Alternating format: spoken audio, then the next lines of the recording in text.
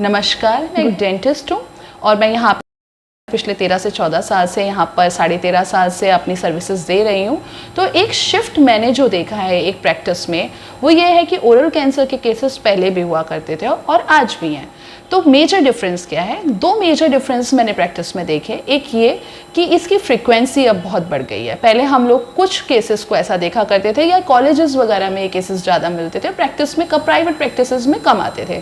आज की तारीख में आपको खुद भी अपने आसपास में सुनने में बहुत मिलता होगा कि it has become a very very common disease and it's very sad that it is hitting a very young age. बहुत छोटी छोटी उम्र के लोगों को भी ओरल कैंसर से सडनली बहुत अचानक उनको लगता है कि बस डेथ हो गई।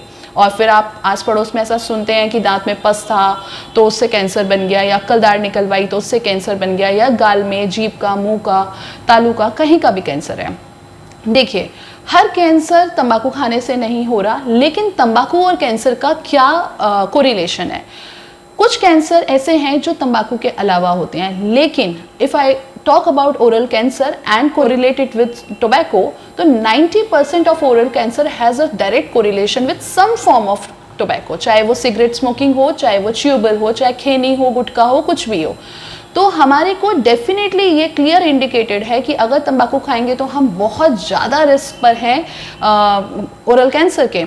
तो ओरल कैंसर एक सबसे बड़ी प्रॉब्लम हमारे साथ चैलेंज ये आता है कि ओरल कैंसर बहुत शुरुआती स्टेज में कोई नहीं पकड़ पाता, क्योंकि पेशेंट अपने जितने भी पेशेंट्स होते हैं वो उसको एक छोटा मोटा छाला समझ के, दुखन समझ के उसको घर पे ही ट्रीट करते हैं। कभी हल्दी लगाई, तेल लगाया, किसी से बाजार से कोई ट्यूब खरीद के यूज़ किया, ट्राई किया, महीनों उसमें वेस्ट करते हैं और जब उसमें आराम नहीं आता तब वो डेंटिस्ट के पास आते हैं।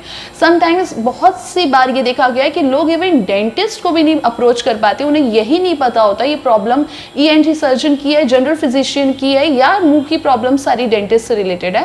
तो यहाँ मैं क्लियर करना चाहूँगी, जितना भी हमारा मुंह के अंदर की ओरल कैविटी का एरिया है, वो सारी सिचुएशंस आपका एक डेंटिस्ट, आपका जो भी आपका डेंटिस्ट हो, वो बेहतर समझ सकते हैं। तो आपको उन्हें अप्रोच करना चाहिए।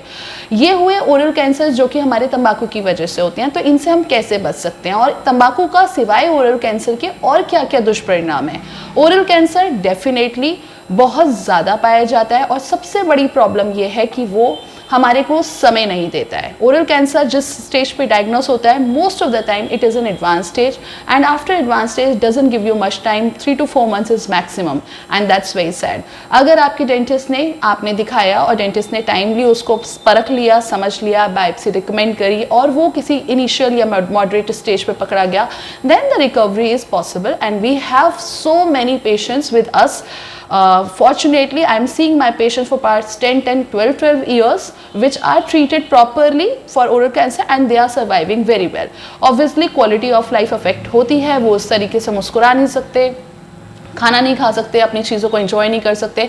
तो बेहतर तो यही है कि हम तंबाकू खाना ही छोड़ दें, इससे बेहतर कि हम उसका ऑपरेशन कराएं या इलाज कराएं। दूसरी इंपॉर्टेंट बात है, तंबाकू के सिवाय ओरल कैंसर के भी और बहुत सारी प्रॉब्लम्स हमारे सामने करता है, जैसे कि पायरिया, जैसे कि कीड़ा लगना दांतों में, दांतों के रंग बदलना, स्टेनिंग होना, येलो पड़ जाना, ब्राउन पड़ जाना। उसके अलावा एक बहुत कॉमन प्रॉब्लम आज की तारीख में सामने आ रही है जो पेशेंट्स को समझ में नहीं आ रही है। उन्हें लग रहा है कि डॉक्टर साहब हमारे को ना खाना खाने के बाद कोई टेस्ट ही नहीं आ रहा है, हमें ऐसा लगता है ना नमक का टेस्ट आ रहा है ना मीठे का टेस्ट आ रहा है। And it is true that most of the patients they try to hide their histories also from us, especially teenagers and youngsters. वो सोचते हैं कि हमें नहीं पता चलेगा अगर वो छुपा लेंगे कि वो स्मोकिंग करते हैं। बट हमारा जो माउथ है ना, वो एक मिरर है हमारी बॉडी का। तो जब हम माउथ को सही से एग्जामिन करते हैं एक डेंटिस्ट, तो उसको पेशेंट के बारे में इस हद तक कुछ बातें पता चलती हैं जो शायद पेशेंट को भी नहीं मालूम होती। बहुत सारी मेडिकल कंडीशंस जो हैं, जैसे कि डायबिटीज़, जैसे रीनल डिजीजेस यानी कि किडनी की प्रॉब्लम्स, स्टमक प्रॉब्लम्स, उनको हम सिर्फ माउथ देखकर पेशेंट को काफ़ी हद तक बता सकते हैं कि वो इन प्रॉब्लम्स के साथ सफ़र कर रहा है। एसिडिटी, पेट की काफ़ी दिक्कतें। तो इसी प्रकार से कई बार हम पेशेंट को देख के ही बता देते हैं, चाहे वो हमसे कितना भी छुपाना चाहें, स्पेशली बच्चे, कि वो किसी गलत हैबिट में पड़ चुके हैं। उस टाइम पर as a dentist as well as a human, as well as understanding the psychology of that age, also understanding the psychology of the parents जो उनके साथ आए हैं, हमें बहुत ध्यान से उनकी काउंसलिंग करनी पड़ती है, उन्हें ध्यान से समझाना पड़ता है। And fortunately I see if we do it properly, patients भी समझते हैं और मैं बहुत फॉर्चुनेट हूँ कि बहुत सारे लोगों को मैंने इससे मुक्त किया है।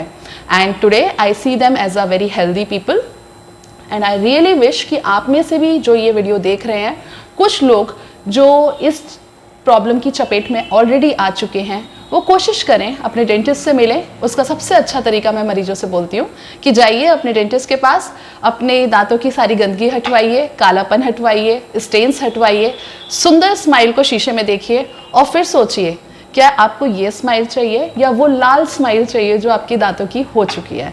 तो that would help you a lot. Thank you so much and wish you all the best.